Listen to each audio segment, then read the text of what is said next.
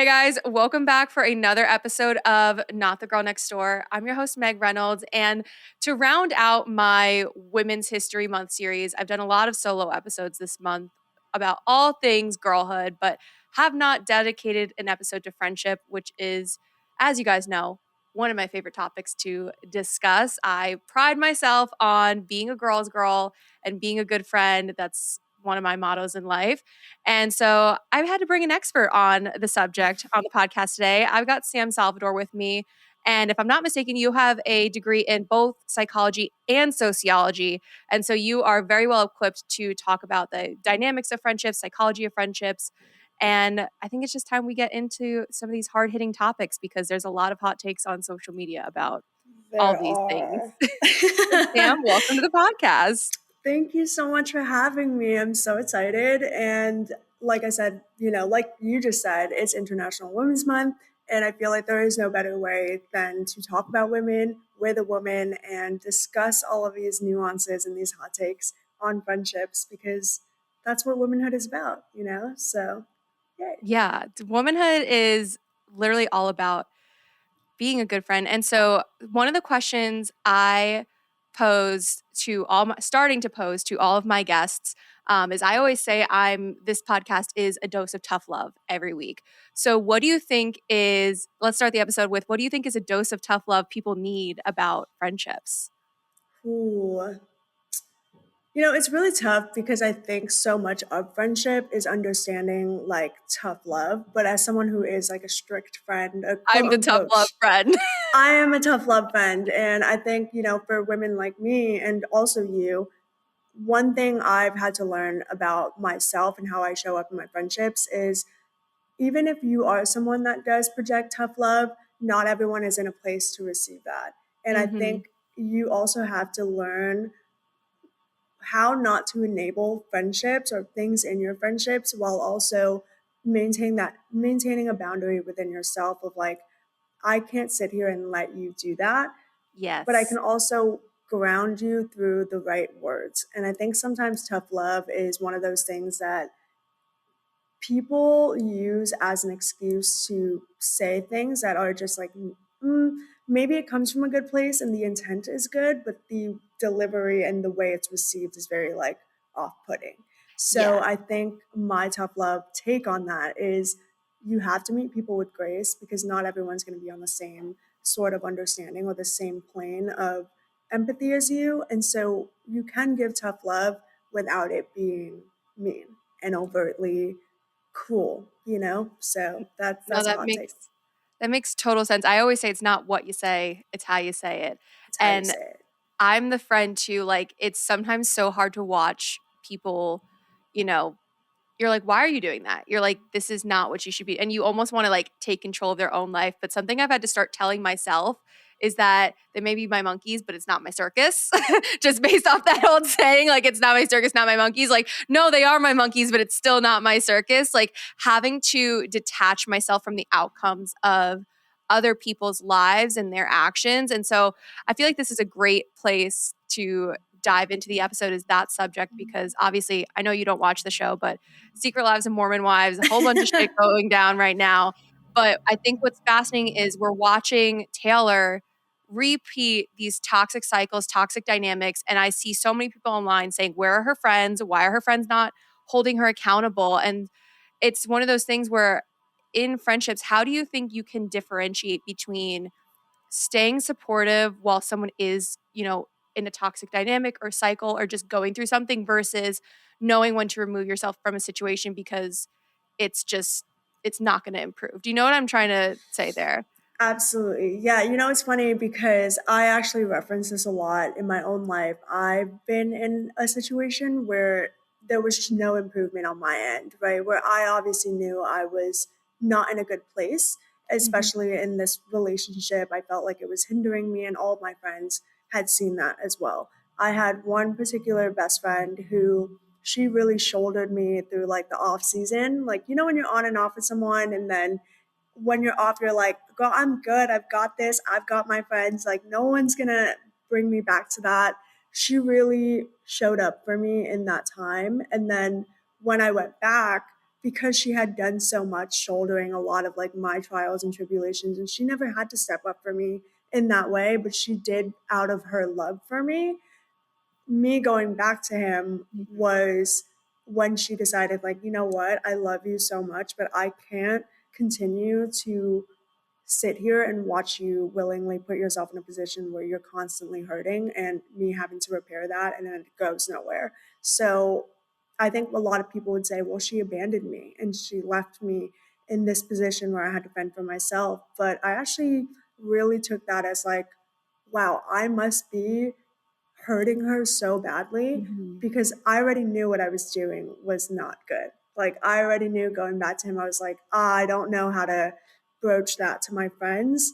And so when she took a step back, I kind of gave her that like understanding of like, I don't fault you at all whatsoever Yeah, because you've done already so much for me, like more than you had to. And the fact that I couldn't learn my own lessons, I totally agree with you taking a step back because I've also been in a position where I'm now on in her side and I'm kind of like, I love you, but I can't keep being the one that you go to when nothing's going to change. And I know that's a hot take because it's so embedded into girlhood culture of like I'm here for you through everything, but at some point like there is a limit where you realize at what expense am I doing that, you know? And I think being on both sides, it really does show you you yourself know your own boundaries and you yourself know when something is taking from you more than it's giving.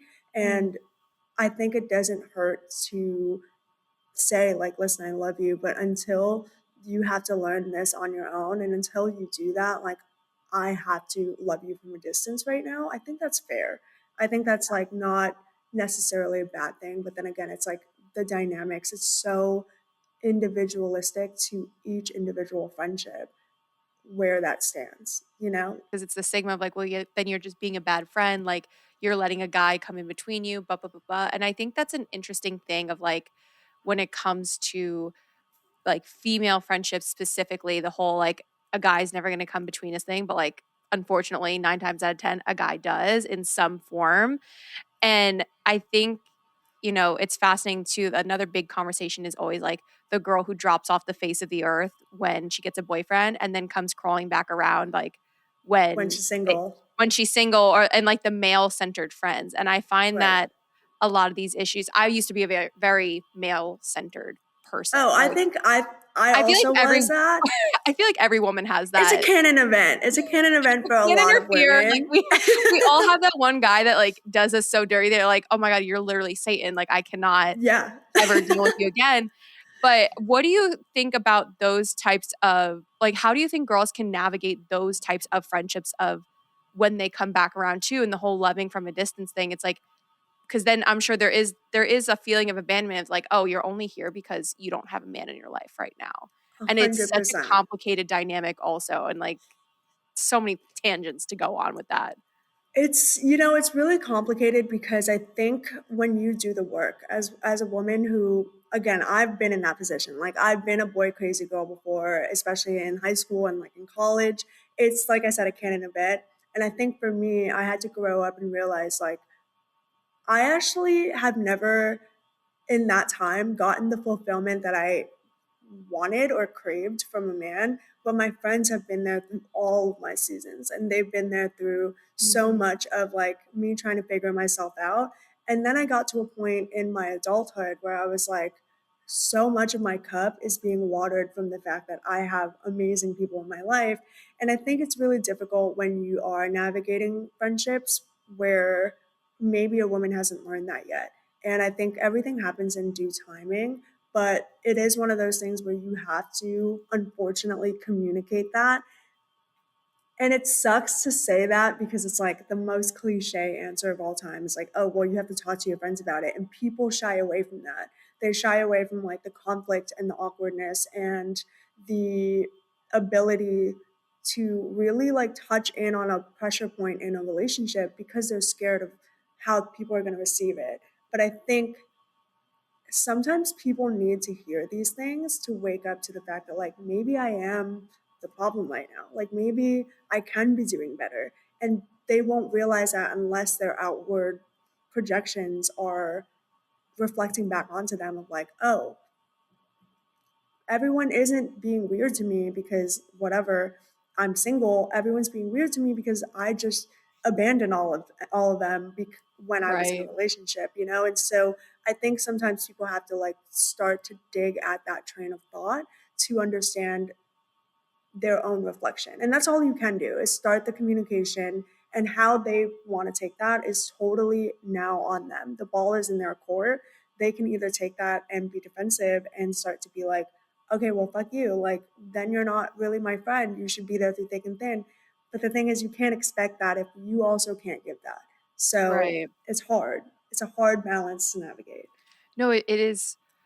It's so hard too because with conflict, like everyone is so goddamn avoidant these days, especially in terms of conflict. Like, Yeah, and we're all so people. I think it's not even just we're conflict avoidant. I think people are just so hyper individualistic, and we've all centered ourselves so much in the world that we've lost the ability to like put ourselves in the other person's shoes and kind of try and 100%. see things from your point of view. And I think conflict in friendships, I personally am of the belief that like I can't call somebody a best friend until we've like had a fight and come back from it.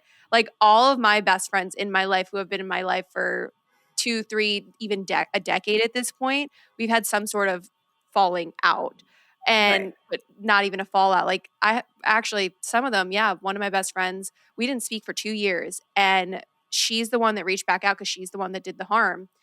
And she was harder on herself than I was ever going to be. Like she went in on herself. She's like, "I was a piece of shit friend." I was like, "Oh, I mean, it's validating to hear you say that." But Mm-hmm. how do you think if for people who are, whether you're afraid of conflict, it makes you really uncomfortable. Like, how would you explain to someone, like, one, why it's important to get good at dealing with conflict in these friendships, and two, like, how to come back from it as a friendship to not have some sort of like lingering weirdness or tension or all these things, like just moving past it? Because I think people honestly don't even have the skill set, and that's part of the issue too. It's it's really tough, right? Because I think I totally agree with everything that you just said. I think conflict resolution is such an underrated skill that people don't hone enough in when it comes to their platonic bonds.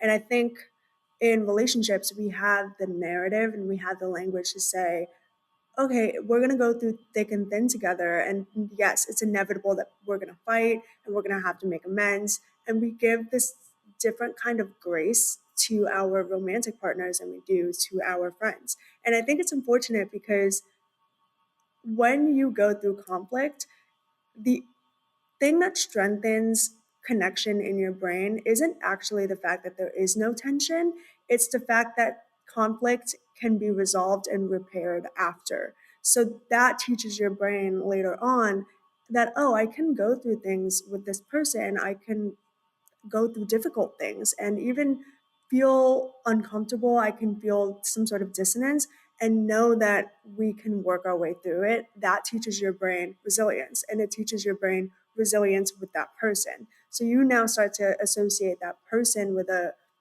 different dynamic of strength that maybe friends who don't go through conflict don't necessarily have yet. Not because they're not strong, but because they're untested. And I think that's the difference, right? Is knowing you don't need to have conflict with your friends. You don't need to have a falling out. I think that that is too much of like too much of anything is like too much, right? Right. But I do also think that when these things happen, whether it's a miscommunication, whether someone hurts your feelings unknowingly, it's important to say these things that might feel a little bit uncomfortable to you in the moment, but being able to rationalize with one another, to put and emphasize theory of mind with each other through each other and say, "Oh, I'm so sorry. Like I didn't mean that at all. I'm sorry that what I said hurt your feelings." That little ripple being repaired shows that you can actually make the moves towards bigger problems or bigger dynamics that are complicated and still find some sort of resolution. Whereas like some friendships where, you know, a little tiny thing can set it off. And then you're just like, whoa, this wasn't even supposed to be that big of a problem. Like, I thought we could work through this. Turns out we can't. And it's just, it shows you so much, you know? Mhm. And to the point of, I guess, what do you do? Or what was the second part of that question? Kind of like how people can actually navigate conflict that's I forget how I actually word it, but, like, just how can people navigate conflict in a way that's healthy, mature, and, like, actually working towards solving the issue? Because something I say I've Mm, talked about this in the terms of romantic relationships, but it definitely applies to friendships as well, is when you're fighting, you have to look at, like, "Okay, am I fighting to be right, or am I fighting to solve a problem?" And that mm, is a real once you realize that and you take your own ego out of it, I think it's you can actually get through it. But, like, I don't know if you like, in a psychology way, like, other terms or things that apply here. I think, you know, it's interesting because my own therapist has said to me, "Do you respond to your friends or do you react?" And I think that Ooh. is something that genuinely has helped me so much in my own conflict resolution if it comes up, is understanding like I can go tit for tat. I can, you know, if you say something, you push at a button or you push at a bruise that you know hurts me, I can go and like we can start a texting war, absolutely. But then I'm reacting to something that isn't even what I want to address to begin with. You know, I care about you, so why would I want to add fuel to the fire? And I think when you take yourself out of, like you said, your ego out of this situation, and you realize, how can I respond to this in a meaningful way so it does feel like it's you and I against a problem, then the entire system shifts. The entire outlook of what you guys are both dealing with then becomes an easier progression. Whereas I think a lot of people in conflict, they react based off of like, you hurt my feelings, so this has to be true about you. This is what you did. And that's not necessary, that's your ego speaking. I think it is about taking yourself out and responding in a way that actually tackles the problem at hand and not the character of the person that you claim you love. Does that make sense? No, it makes perfect sense because I think there's always this assumption like, people love to assume the worst of people, even the Absolutely. ones like and I've done it, I'm sure you've done it, like, we've all been there where we're just like, "Oh, no, they're weird for that," like, "You can't trust them," like, "They're not a girl's girl," like, we're very quick to jump to these labels and not so quick to give grace and understanding to people, like, we're all human, and sometimes you're right, sometimes they're a weird moving person, and they got weird vibes, Mhm. and they can't be trusted, like, but it's what's important, I think, is paying attention to patterns of behavior versus, like, one-off instances in, 100%. friendships, and sometimes the friendship is done, sometimes it's there's no coming back from it, and on that topic, you did a video recently, which I really resonated with me, talking about when a friendship ends versus when it's, like, completed. Mm. And I have it made me, like, reflect on a lot of the friendships in my life of people that are no longer there, of figuring out, "Okay, did it complete? Did I lose them?" And when it comes to friendship grief, it's like it honestly is a grief unlike no other. So how do you think people can It's navigate no that, other. especially in terms of, sometimes you just have nothing in common anymore, and that's okay, like, we outgrow people.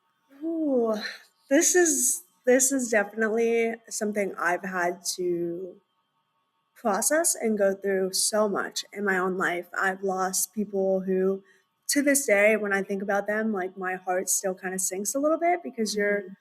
it is this sort of grief that is unlike a regular kind of grief because they're still around, like they're still Yeah. alive and they're just existing in the world, and you don't know what they're up to. You don't know anything about them anymore. They don't know anything about you, and mm, it feels unresolved in some way.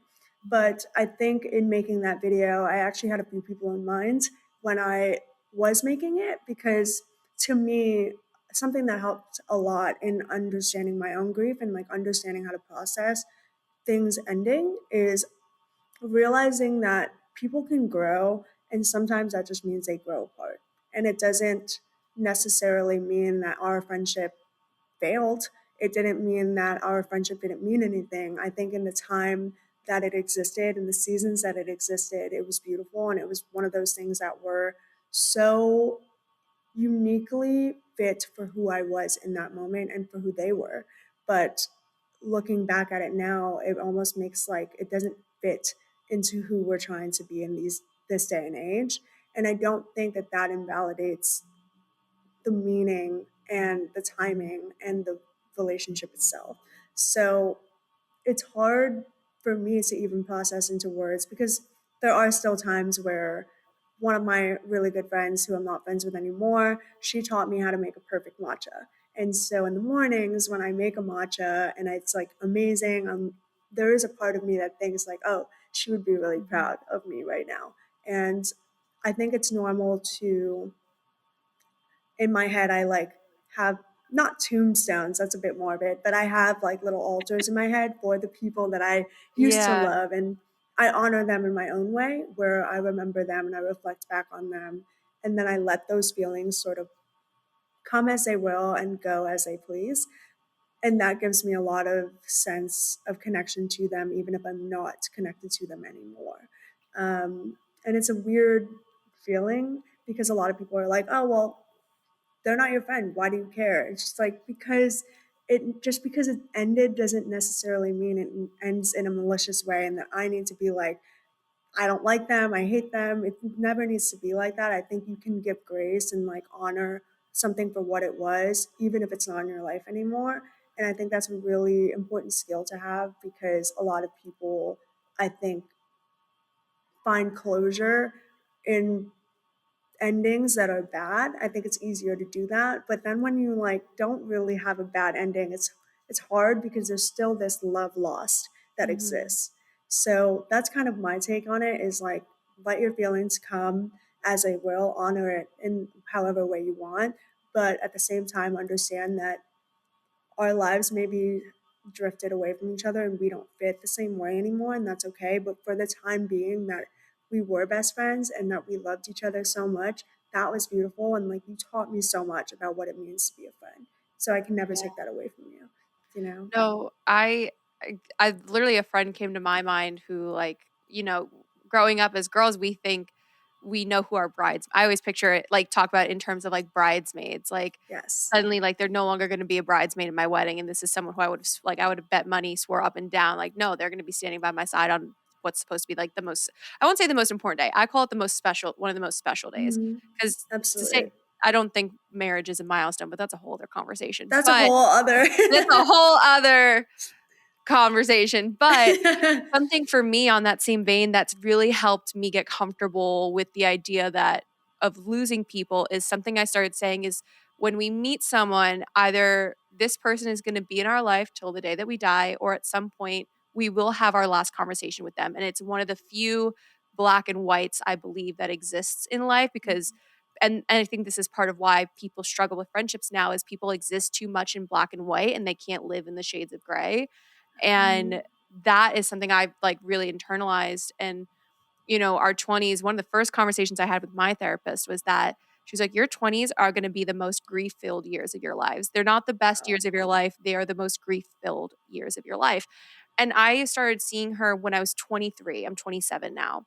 So I started seeing her when I'm 23, and back then, I couldn't really understand like, I had had a lot of grief in my life at that point, but I couldn't understand, like, "What do you mean? I'm in my 20s, like, it's only going up from here." And it has, but there's also been so much grief in all other forms other than just literal, like, deaths that have 100%. followed, like griefs of friendships, romantic relationships, old versions of myself that I thought would exist forever, like also grieving the life I thought I would have, lots of it. Um, but that's something that I've had to learn. It's helped me navigate that form of friendship grief. I also listen to a lot of TED Talks. I love listening to talks about how people in who are just uniquely qualified to talk about theories and the studies that they've done. It's so fascinating, and I always remember this one TED Talk. It like struck a chord in me. And a Stanford professor, he said, human beings are really bad predictors of their future selves. And Ooh. he and it that one really struck a chord in me because I was genuinely like reflecting back onto who I was, even when I graduated college. I graduated college in 2018, and that's not even a decade ago. And I think about, oh my gosh, that version of me genuinely thought that all of the girls that I had at that point in time, like those were going to be the girls who were the future godmothers of my children. These are going to be the girls who are with me on my wedding day. You know, we're going to raise children together. We're going to like celebrate each other in every season of our life. And I'm a little bit not disappointed, but it is crazy to look around and think like, oh, I was so wrong.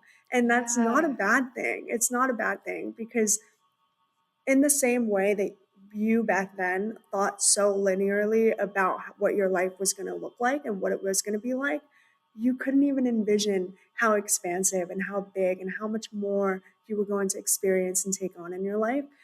But at the same time, you also don't know how much grief you will be Yeah. internalizing later on down the line because, like I said, it's only been a few years and I'm still friends with some of my friends from college, but I'm also not friends with a lot of people from college. And it's crazy to look back and realize like your realities are so different from what you ultimately predict them to be.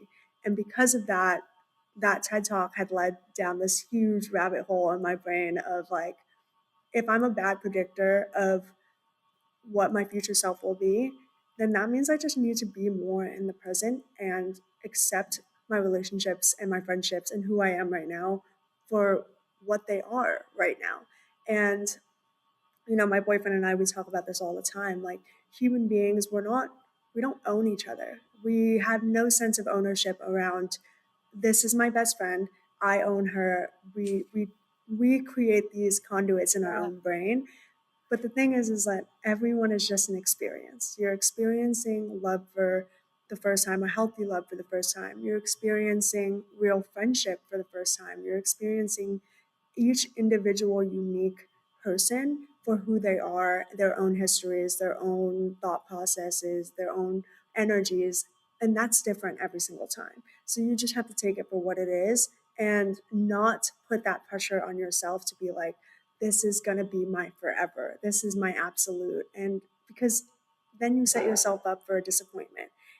But if you take it for this is an experience and it lasts forever, you've exceeded your own expectations, you know? So Yeah. that's kind of how I've like shifted a lot of my mindset when it comes to friendships and like friendship grief is when I lose a friend or if I lose a friend, a lot of that boils down to what a wonderful experience that was. And if it wasn't wonderful, thank you for teaching me what I don't want in my life. So, Yeah. It's crazy how much, like, friendship and romantic dynamics overlap because it's so easy to talk about all these things in terms of dating and romantic relationships. yes. Like, my last relationship was that and it's so funny because obviously you probably don't know this, like, this podcast was born out of a very toxic, traumatic relationship when I was 22 years Wow. old. I did And not know that. yeah, so, like, I'll never I always say the only 2 things I'll ever thank him for were sending me to therapy and this podcast because it's been, this is me healing out loud, and this has taught me so much about myself, but at the same time, I can't even entirely blame him because it had a lot me dating him was all projection. Like, people are Mhm. walking, living, breathing projections of our own wounds, and so it all that to say, like, you know, it's so easy to talk about and call things out with romance, but for some reason with friendship, it is so much harder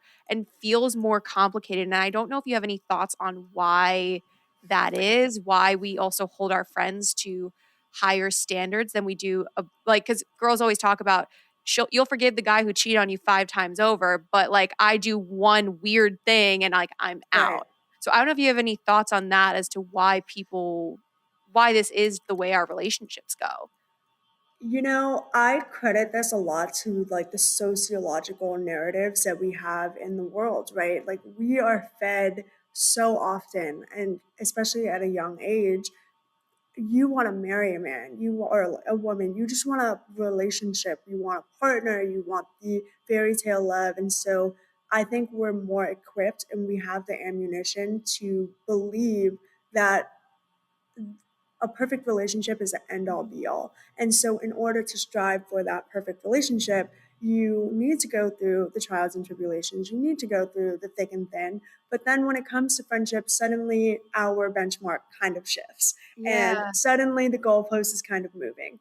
And I think it's one of those things where, one, we're really conditioned from a sociological perspective of how we ourselves view the importance of friendships to relationships. So I think that you have to sort of internalize what beliefs are yours and what aren't, because I'm not about to hold my man to a different standard than I hold my girls. Like, if I expect my boyfriend to love me like through loyalty, then I do, and I'm someone that does value loyalty. So I do expect that my friends have my back when I'm not there to defend myself, right? And I think there are certain calibers and certain thresholds that do have to line up, that all of a sudden people can kind of now change and Yeah. arrange based off of their own preferences.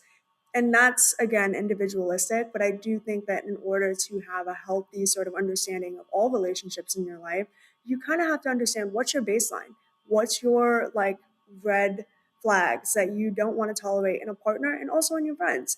And I think there's this nuance of it that people sort of not struggle with necessarily, but I think we give a lot of flack to friends, but we won't hold the people in our life that we love and lay in bed with every night to the same standard. And that's what's causing this dissonance in your brain, because now you're tolerating something in this aspect, but then it's not a deal breaker in this one. And so your brain is kind of fragmented in this sense of like, Mhm.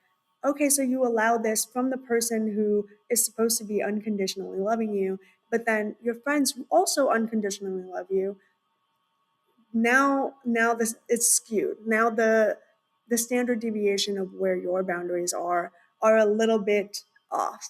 And I think that's where we tend to process things differently in terms of the standards that we have for our friends and the ones we do for our romantic partners. Speaking of loyalty, it was a hot topic earlier this year that I even touched on of if you're covering for your friend if she's cheating on her man or cheating on her partner.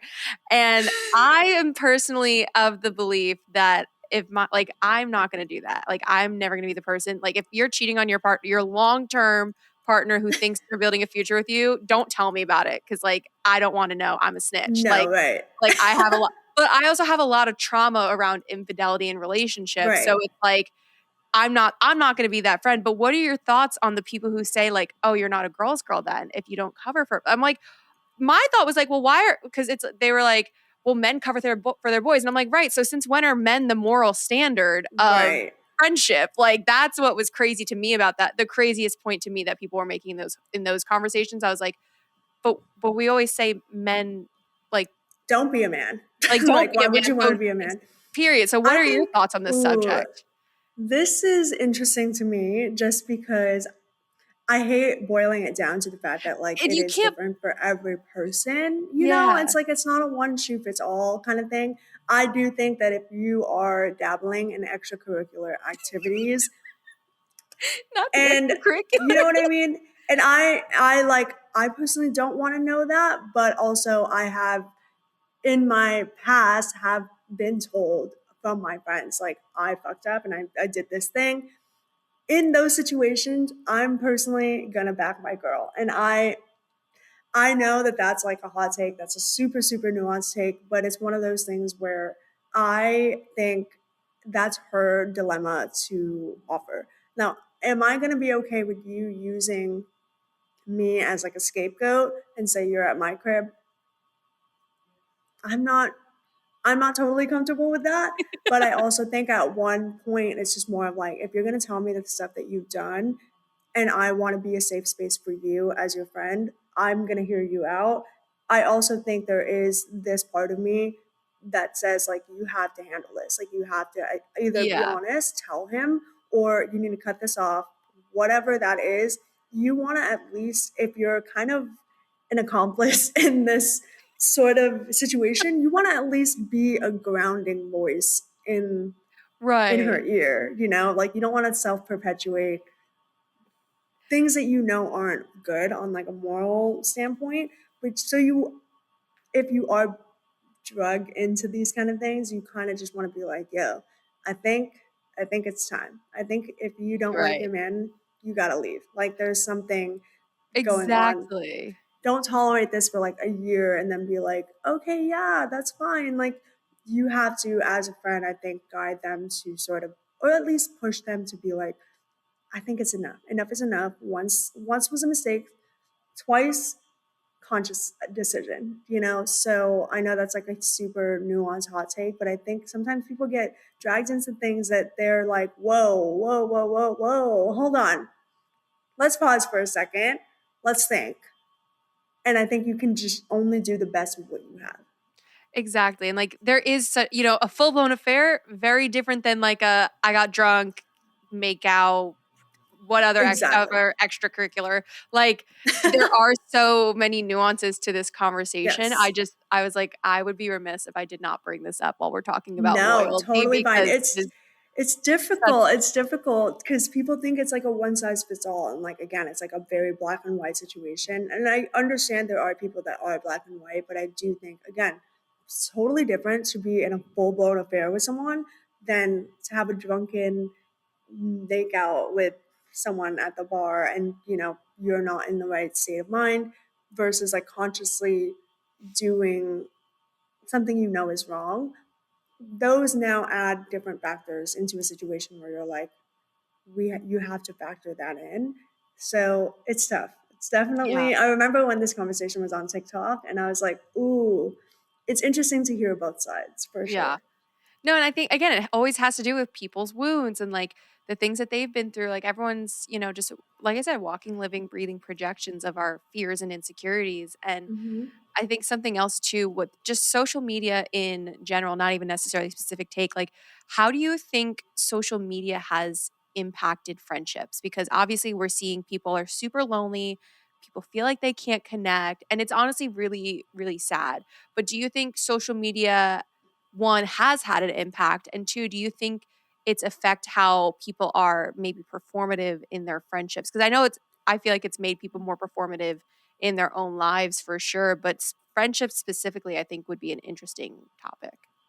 Ooh, okay, so I do have a lot of sort of nuanced takes about this just because I am on social media. It is part of my job. And I also have friends that I water offline. So I have to kind of understand my own viewpoint on this. And what I've come to terms with is I think that social media is an amazing tool when it comes to casting a wide net for the kinds of people that you want in your life. However, I think that social media also skews the perception of friendships.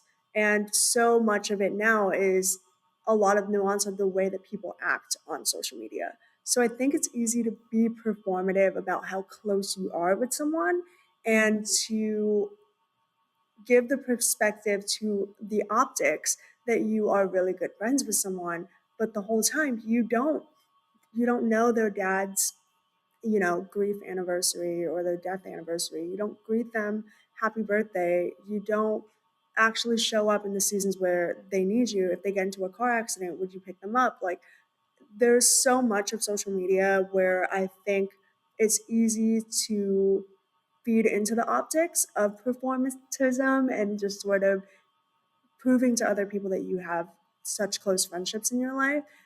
I think that friendships are built offline. They're watered offline. And so a lot of my friends I don't even have photos with. And so it's difficult to even post happy birthdays for them because I'm like, we haven't taken a photo in 6 years. So I have a very different take, I think, when it comes to friendships. I think there's an impact on social media that says that we have to constantly be proving to other people online that we have friends, that we are highly connected and highly knit into the social networks of our lives. But I actually think there are the most special things are kept private. Yeah. Like the most uniquely fulfilling things, like sitting on your couch and rotting with your best friend and talking for 8 hours. I'm not posting that on Instagram, actually. I'm not going to be popping up a camera and like posting that. I think it's easy to perform friendships online, but to show up for them offline is harder. And that's where the real test of true intimacy is. Right. It's that whole debate of like, oh, they're not your friend if like that's a weird if your friend's not commenting on every post or like liking every post of yours. I'm like, I don't I People don't are busy.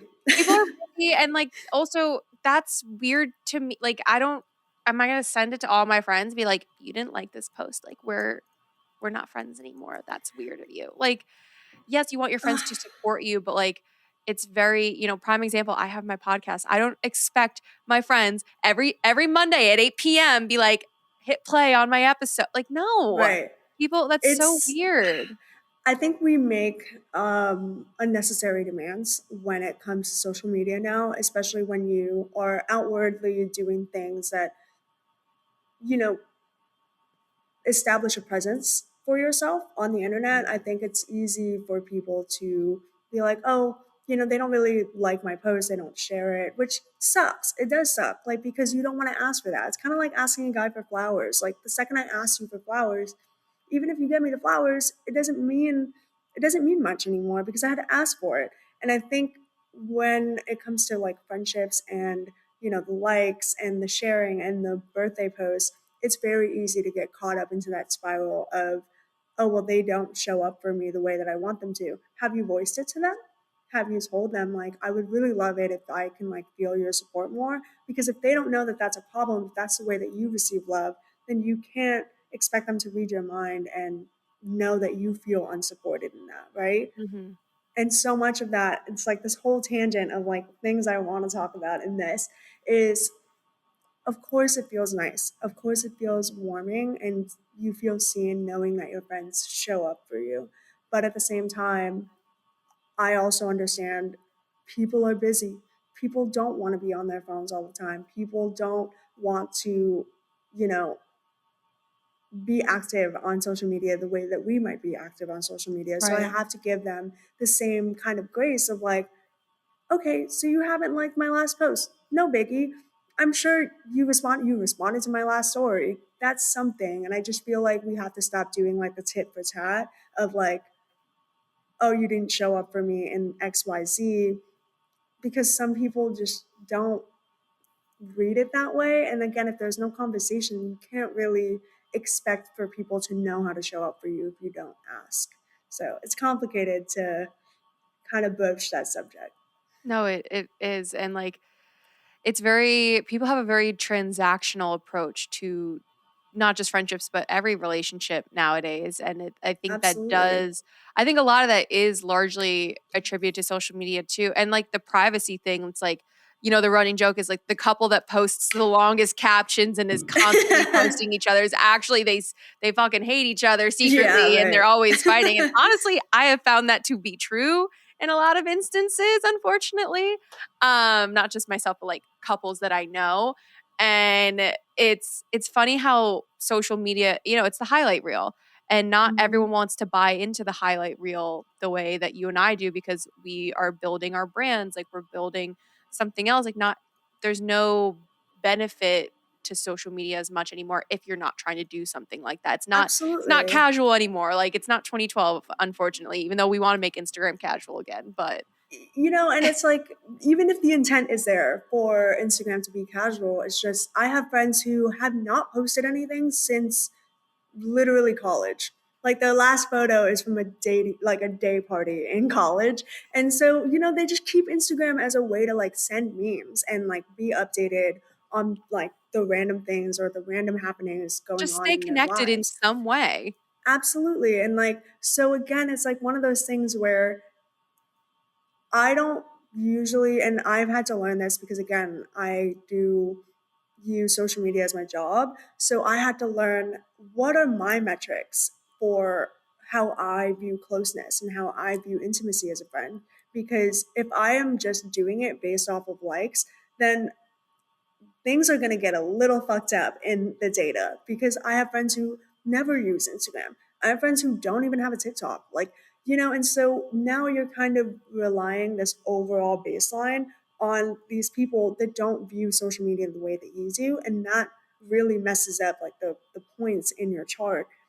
And now you're cutting off people for a problem that wasn't an issue for them to begin with. And that's when everything gets a little messy and a little complicated. So you have to figure out like your own touch points on how do I feel connected? How do I feel supported in my friendships? Like for me, my friends who never post on Instagram and haven't posted a photo since college, when I hang out with them and I tell them, oh, I'm going to start this thing or I have this idea, what's their reaction to that? Like, how do they, are they supportive? Are they like, oh my gosh, tell me more? Like, wait, that's so fitting for you. That's when I can gauge their true support for me, is because they show up in the ways where I need them to, and it's not necessarily on my phone. Womanhood was defined as women showing up for each other. Like you bring a pie after a death, a birth, like that is what womanhood always was. And I think, nowadays with social media, a lot of these conversations and topics have shifted, especially with the conversations of decentering men, living child free, all of these ways that womanhood has evolved in meaning and just a life experience, in general. So, how do you think social media has impacted what people view as girlhood and womanhood and female friendships? Ooh, okay. I think that it's like I said, social media gives you the range and it really does like put you in proximity to people where I could Mhm. meet a friend from Australia who's really passionate about like the same things that I'm passionate about. And I'm like, wow, I would never have met you or crossed paths with you if we didn't meet through social media. So I think it gives you the breadth, the range of people, this wide net of like meeting all these people from out of touch, out of reach from you. But I don't think that social media truly facilitates closeness and intimacy. Like I said, all of that has to be built offline. But I do think that when it comes to maintaining womanhood and maintaining this close knit relationship that women have evolved to want and need with one another, I think that social media has given us so much trains of thoughts to really question our own beliefs and that we can inspire conversations in our own lives with the women who are in them to be able to think deeply and more broadly about nuance and the way that we connect with one another. And so now it's not just about being friends based off of common interests, but it's also like, how do you show up for your friends? Like, what are the ways that you want to be understood? Like, it gives us the narrative and the perspective to be able to bring that offline and say, like, how do I show up for you better? Right? Because without these conversations happening on Mhm. a broader scheme, we won't be able to like take from that and like show up in our world the way these perspectives are giving us. So I think that's how social media affects us and like how we can broach womanhood in a more intimate manner on social media. But I think that the impact of it, again, it really leans towards performative Mhm. behavior. Yeah. And I think there is a difference between using social media as a way to prove that you have friends, close friends, and using social media as a way to just like check up on the people that you have in your life. Like I even have like a nuanced take with that where it's like just because you follow someone on Instagram now, you know what their highlight reel is. You almost like don't ask them about it in real life. You know? Like you're like, Yeah. does that Like make sense? taking an Like interest in your friends, like, "Oh, I know yeah. you told me you had this big work meeting or big work presentation, how did it go?" Right, Like, actually exactly. asking for the details of things and getting curious about, the good and the bad, like, also people take it, so personal, like, if someone unfollows them, it's like, well, why like, you haven't s I there's people that unfollow me, I'm like, "Okay, yeah, that checks." Like, I don't even think I've ever had a real life conversation with you. Like, we had No, maybe a one class together hundred in college, percent. like, but we take it so personal, and we've internalized these things so much now, and I think it actually does make us more toxic as people in that regard, and I I think it hesitate makes to it use. so selfish. Like I Yes, think it like, makes it so like egocentric in the way yeah. that we operate. And you know, this whole thing with like the unfollowing, obviously with every perspective that we've talked about so far, there's nuance. Right. as is everything in the world. I think with the unfollowing, if we haven't spoken in 10 years, you don't care what I'm up to. Let's be honest. Like, I don't care what you're up to either, to be honest. Like, if I have to really be true to who I am, I don't know you. I don't know like what's going on in your life. We've never had a conversation. If I were to run into you at a grocery store, would you say hi to me? Would I say hi to you? If the answer is no, I think that's a good enough metric for me to be like, then we shouldn't really be following each other on social media. Do you know what I Right. mean? But at the same time, I think we our brains are wired with a negativity bias. That's just the way that it has evolved to protect us from social pain, physical pain, rejection of any kind, emotional, mental, physical, all of those things. Our brain is operating as a machine to protect its owner from any worst case possible scenario. But because of that, it's also wired with the belief that we're often the victims, and a lot of that you have to challenge and you have to say like, none of this is personal. None of this is like, people go through so much in their own lives, and I have to realize like, not everything is about me. Not everything is about how I perceive things, because just because I perceive it that way doesn't make it true.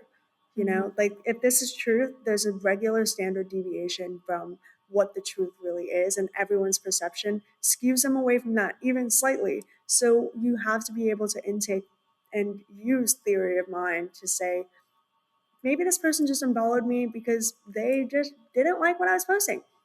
That's okay. I'm not going to make it mean something about me. And it's obviously a lot easier said than done, but I think it's a skill that we need to like start utilizing. Not everything is like an attack, a personal attack on you.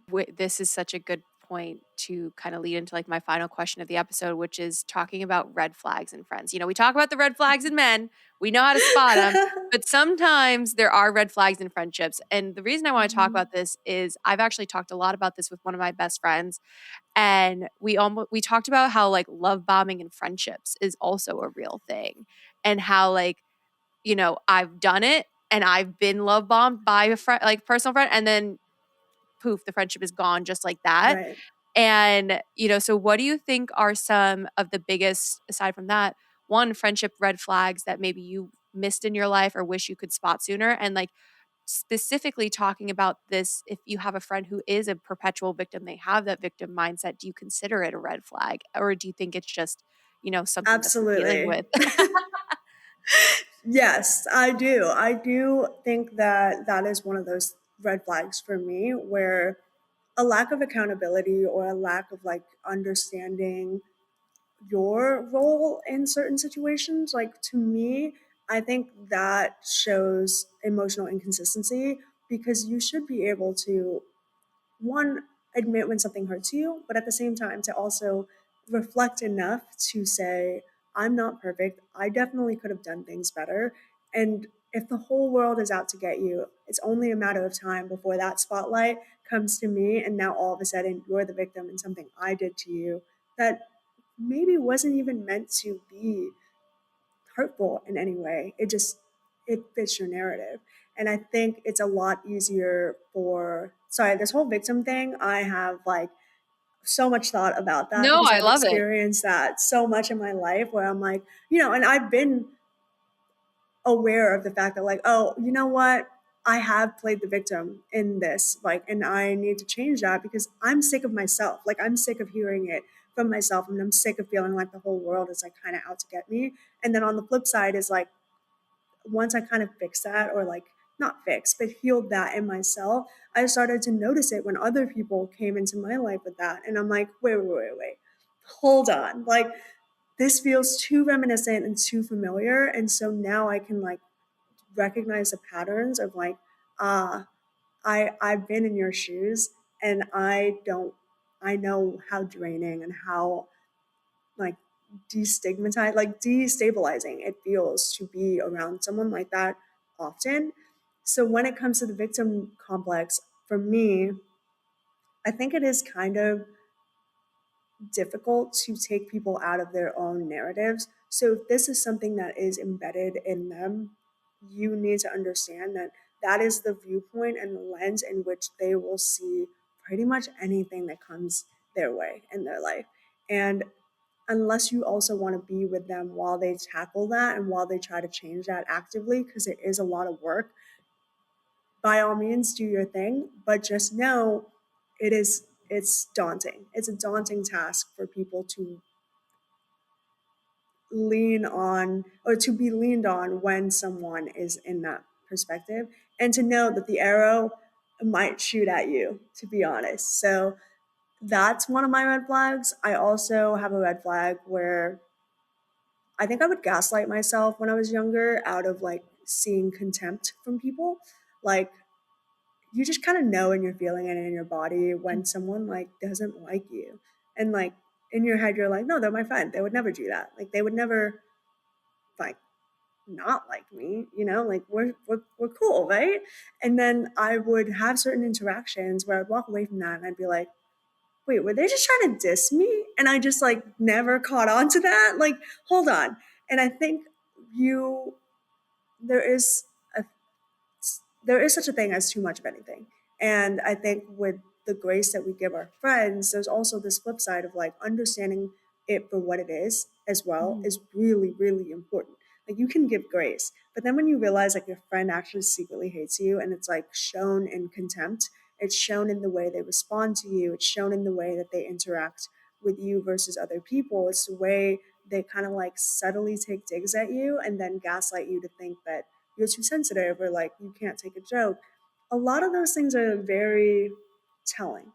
Mhm. And I wish that when I was younger, I made it a note to trust my discernment more and to trust the judgment in my body. Like, if I walk away from that and I'm like, oh, that didn't feel right, I would dismiss it and I would just be like, oh, I'm tripping. But so much of that, so much of our body knows somatically what's going on before our mind catches up. So that's a big one for me. No, that is so true. And discernment is everything in life, in friendships, in love. It is In the trust, business, everything. everything, the trust we have with ourselves, the relationship we have with ourselves is like the most important relationship you will ever have in your life. And I, 100%. I firmly It believe it. bleeds into everything. Everything. And that's literally where this podcast came from. And I know you are somebody who grasps that. So thank you so much for just joining me Of and sharing. I feel course. like we could have talked for like 3 more Oh my god, freaking hours. this could have been like a whole day's worth of like a No, podcast literally, episode. we could twist my arm. I'll have to have you on the podcast again. But Oh for my anyone gosh, who, please. if this is their first time seeing you, where can they find you on social media? You can find me on Instagram at Sam J Salvador. I'm also on TikTok, and I also have a YouTube where I do long form content and I just yap for longer. I love it. I love that. Well, thank you so much for joining me. Happy Women's History Month, I guess. Yeah, whatever. Thank you for having me. Oh my gosh. This was literally so fun, such a pleasure. I Oh, thank absolutely you. love talking about friendships with you. And I'm honestly so glad that even despite how this podcast was born, this is something beautiful that came out of it. And I think that that is a story that you should always just like be so proud of, because no one can take that away from you, no You're matter how gonna hard they make try. me cry. That is the Now sweetest it's, thing I'm really ever. proud of you as someone that has like known what it's like to have the background that you have, like, and to go through what you've gone through, like having a podcast like this. It's your baby and it's born out of It's something made with love. So congrats to you and happy International Women's Month. Thank you so much. I'm literally tearing up. Wow, that is like actually the Oh. sweetest thing ever. But guys, seriously, please follow Sam. Like, I've followed her content for a minute now, and I'm so glad that she got to come on the podcast.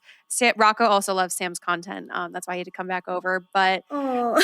follow her. And also, obviously, if you're not following us already, don't know why you wouldn't be, but at Not the Girl Next Door podcast, YouTube, TikTok, Spotify, Instagram, all the platforms.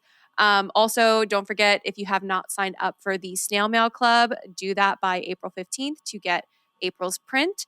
And I will see you guys next week for another episode. Bye for now. Bye. Yay. Oh my gosh, lovely.